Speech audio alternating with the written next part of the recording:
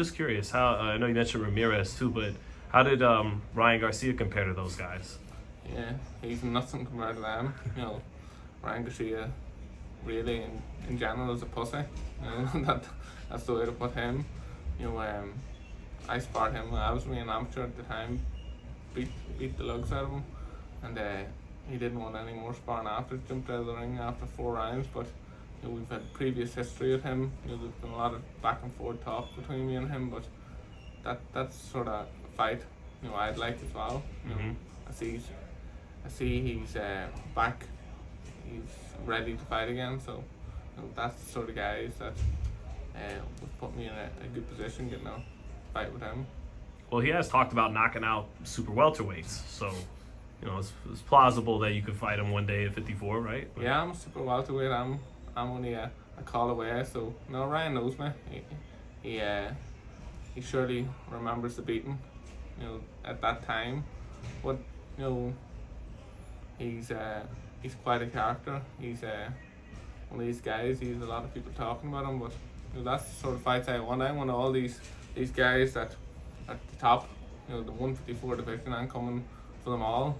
I'm 15-0, 14 KOs, so I've a good record. I'm fighting now December 14th, another big fight. I'm gonna be looking to make some noise again and continue with another knockout. Yeah, Lee Cutler. But just want to flash back to Garcia for a second, because you made it known during this interview he's not Crawford or Lomachenko, but the natural stuff, the gifts, speed, power, and the left hook. How did that stack up? Did it stand out to you? Even he always, he does have that speed. There's no doubt in saying, he doesn't have the speed. He's that one punch, the left hook, and when you take that away from him, you put the pressure on him. You see the turning, this lifting the front knee. He started that out of front knee lifting, and I said, "Come on, Ryan, cop on, really." But jumped out after 4 rounds. This is when I was an amateur. Ryan was 16-0 or something at the time, but so he was a pro when you... Yeah, okay. he was a pro. Yeah, this is when we first came to LA. So sparred him 4 rounds that day. Jumped out. Meant to spar him the next day. Came into the gym and he was sparring some wee small fella. But that's something. That's a fight I think in the future could possibly happen. Because he. Going back and forth on Instagram, he's saying he'll be ready, or he'll be ready for me when I step up, because I was only an amateur at the time. So I told him, I'll be around. Don't worry about me in a couple of years. This is back when I was an amateur. So now I'm 15-0, 14 KOs. Why not make the fight happen if he wants to fight at 154, if he wants to fight at 147? So makes sense, doesn't it? What made it personal? Was there some words exchanged? And yeah, there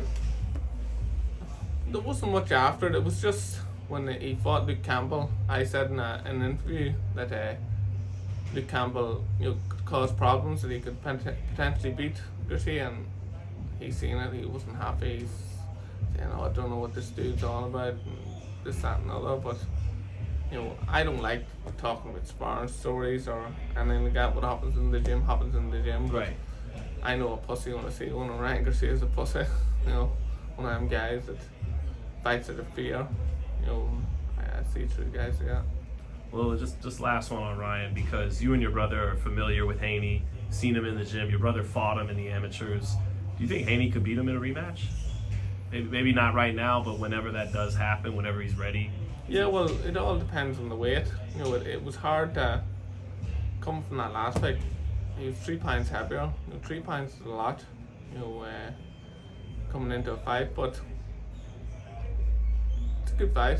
I'd like to see the rematch. I think Haney, he needs the rematch, and I think Haney has the skills, he has everything, and I think he can beat him in the rematch. Yeah. And